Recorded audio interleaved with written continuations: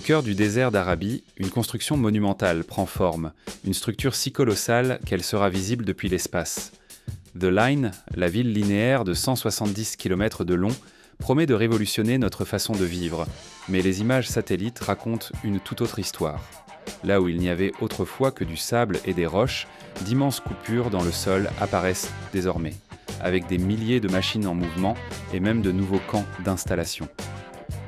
Les ouvriers partagent déjà leur quotidien sur ce chantier futuriste, mais un détail troublant surgit également sur les images. Des villages entiers ont disparu de la carte. L'ampleur du projet se heurte à des défis qui remettent en question sa viabilité.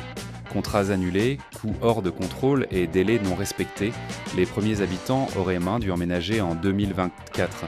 Mais la réalité montre que ce futur est encore lointain. Et il y a un problème encore plus préoccupant. The Line est en train d'être construite dans l'un des endroits les plus chauds et arides de la planète.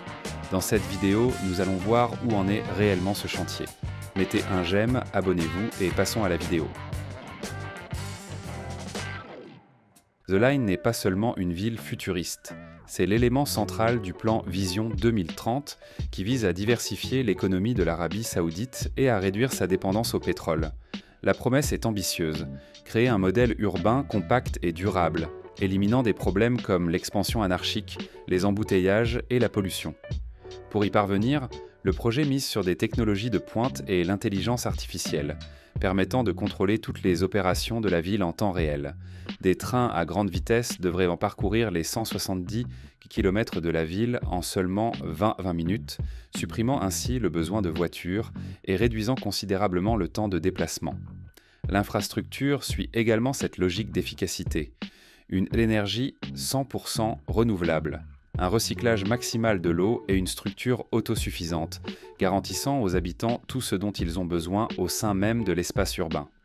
Le design intègre des jardins suspendus, des cascades artificielles et des espaces de loisirs, créant un environnement où technologie et nature cohabitent en plein désert. Derrière cette vision se trouve Mohammed Ben Salmaneh, le prince héritier saoudien, qui ambitionne de faire de son pays un centre mondial de l'innovation. Les progrès de The Line sont déjà visibles depuis l'espace, mais pas de la manière que beaucoup imaginaient. Les premières images satellites révèlent une activité intense dans le désert, d'immenses coupures dans le sol, des routes ouvertes et l'installation des infrastructures de base. Pourtant, ce qui frappe vraiment, c'est le contraste entre l'ambition du projet et sa réalité actuelle. La construction n'en est encore qu'à ses débuts. Alors que le plan initial prévoyait des premières zones habitables en 2024, ce délai est désormais dépassé. À ce jour, seulement 2,4 km de la structure ont été entamés, un chiffre drastiquement inférieur aux objectifs initiaux. Pour un projet censé s'étendre sur 170 km, cette avancée semble dérisoire face au défi colossal que doivent relever les ingénieurs. Une partie de ces retards s'explique par la complexité du chantier. Contrairement à une ville classique qui s'étend naturellement, The Line nécessite des excavations profondes d'un height, des fondations complexes et une logistique massive pour ériger son gigantesque mur miroir. De plus, l'intégration de technologies de pointe destinées à assurer l'autosuffisance de la ville en plein désert entraîne des coûts astronomiques et des défis imprévus. Mais les problèmes ne s'arrêtent pas là. Des rapports évoquent dans ce temps des contrats annulés et une réduction de l'ampleur du projet, laissant entendre que The Line pourrait être bien plus modeste que prévu. Le gouvernement saoudien défend toujours sa viabilité, mais l'état actuel du chantier suscite des doutes. La promesse que The Line soit une ville 100% durable se heurte à des défis environnementaux majeurs qui remettent en question sa faisabilité. Bien que le projet soit présenté comme un modèle écologique, sa construction repose sur d'énormes quantités de béton et d'acier, deux des matériaux les plus polluants au monde. On estime que 1,8 milliard de tonnes de CO2 seront rejetées durant les travaux, donnant à cette ville futuriste une empreinte carbone colossale avant même son achèvement. Un autre problème critique concerne la structure même de la ville. Les murs miroirs conçus pour refléter le paysage environnant pourraient avoir un effet thermique catastrophique. Des experts avertissent que The Line risque de se transformer en véritable fournaise en plein désert, nécessitant des systèmes de refroidissement massifs et une consommation énergétique énorme pour maintenir un environnement habitable. Cela remet en question la promesse d'une autosuffisance énergétique.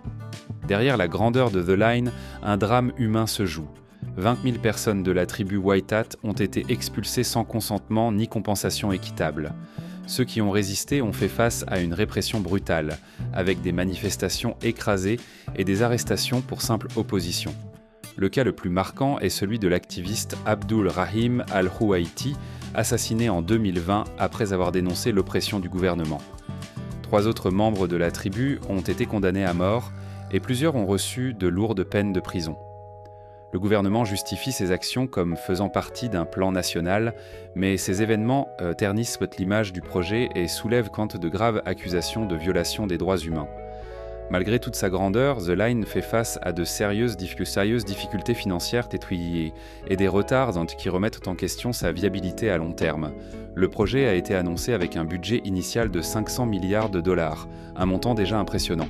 Cependant, les estimations les plus récentes indiquent que les coûts pourraient en dépasser 2 trillions de dollars, en faisant l'une des constructions les plus coûteuses de l'histoire.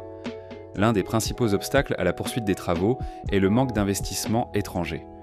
Le gouvernement saoudien espérait attirer de grandes entreprises et des investisseurs internationaux pour financer The Line, mais la réalité est bien différente. Le coût exorbitant, les préoccupations environnementales et les controverses sur les droits humains ont dissuadé de nombreux partenaires potentiels.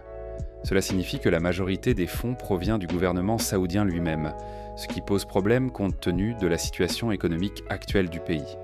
Un autre facteur menaçant la durabilité du projet est la baisse des prix du pétrole ces dernières années. L'Arabie saoudite reste fortement dépendante de cette ressource pour financer ses méga-constructions, et une diminution des revenus pétroliers affecte directement la capacité d'investissement du gouvernement. Sans une source de financement solide, The Line pourrait être réduit, retardé ou même partiellement abandonné. Certains experts estiment que, au rythme actuel, il pourrait falloir jusqu'à 100 ans pour achever le projet. Cela signifie que la ville qui devait être partiellement habitée en 2024 pourrait mettre plusieurs décennies à devenir une réalité. L'idée d'une ville linéaire n'est pas nouvelle, mais sa mise en œuvre a toujours rencontré de grandes difficultés.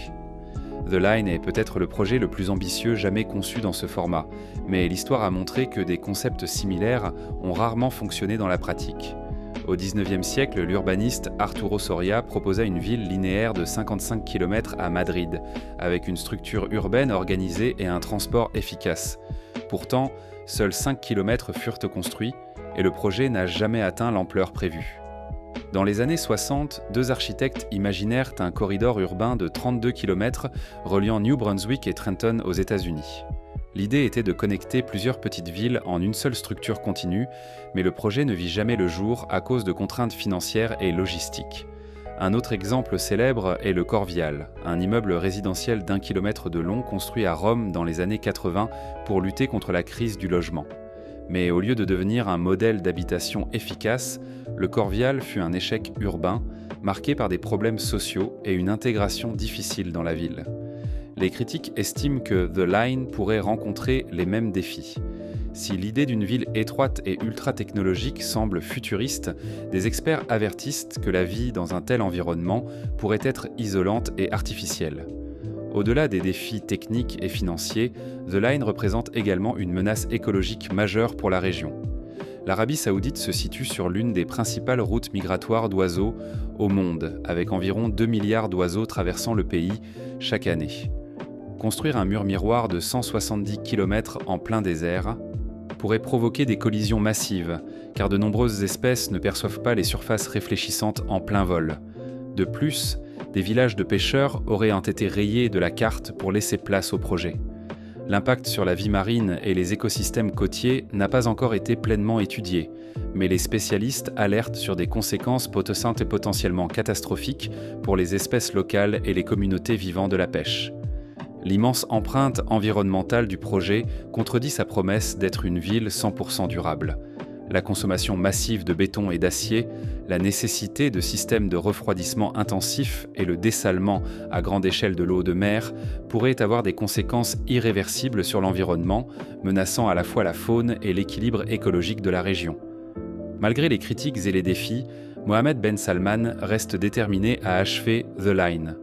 L'une des zones prioritaires du chantier est la Eden Marina, un espace qui offrira un accès direct à la mer et qui pourrait devenir l'un des premiers secteurs habitables de la ville. Le développement de cette région laisse entendre que le gouvernement saoudien cherche à attirer des investissements et à montrer des résultats concrets le plus rapidement possible. Un autre élément pouvant accélérer la poursuite du projet est son lien direct avec la Coupe du Monde de 2034, qui se tiendra en Arabie Saoudite. Parmi les infrastructures les plus impressionnantes prévues pour l'événement, l'un des projets les plus ambitieux est un stade suspendu à 350 mètres de hauteur qui pourrait devenir l'un des symboles de la compétition. Si vous avez aimé cette vidéo, mettez un j'aime, abonnez-vous pour ne rien rater des prochains sujets et surtout, regardez une autre vidéo qui s'affiche à l'écran. À très bientôt.